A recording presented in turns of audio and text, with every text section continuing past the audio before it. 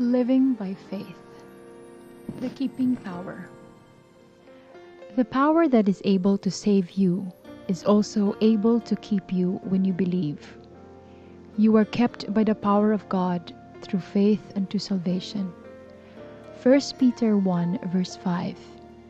If your faith does not claim the power of God in the daily distress of sin, it is not a saving faith. Whenever you fall into sin, it is because for that moment your faith has let go of the Lord, and you are not believing in Him. For whosoever believeth that Jesus is the Christ is born of God. Being born of God by faith is not something that is done once for all time, but is a continual process. It continues as long as you believe, and through faith you are kept by the power of God. We know that whosoever is begotten of God sinneth not, but he that is begotten of God keepeth him, and the evil one toucheth him not. 1 John 5 verse 18. It is a blessed truth that through faith you are shut in by the arms of the Lord, and the evil one cannot touch you. There is refuge, a haven from the storm. Oh, that you might learn to abide in the shelter, for you know well enough by bitter experience that you do not have the power to keep yourself, not for even one moment.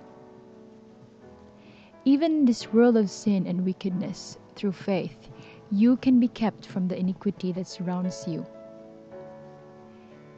that is even in your very flesh ready to spring on you. When the 3 Hebrew captives were thrown into the furnace of fire, the fire had no power on their bodies, nor was an hair of their heads singed. Neither were their coats changed, for the smell of the fire had passed on them. There was with them in the furnace one who had said, I will be with thee, and when thou walkest through the fire, thou shalt not be burned. It is he that is pledged to keep you in the midst of the consuming fire of sin. You cannot endure it alone. You always fall, and the fiery darts strike into your soul. The prayer of David may be yours continually. Create in me a clean heart, O God, and renew a constant spirit within me. Thank God when your faith has not held him fast, and the enemy has found you and touched you. There is still the promise following the injunction, sin not. And if any man sin, we have an advocate with the Father, Jesus Christ the righteous. He releases you from the enemy and sets you free again, but he sets you free that you may hold steadfastly to him by a firmer faith.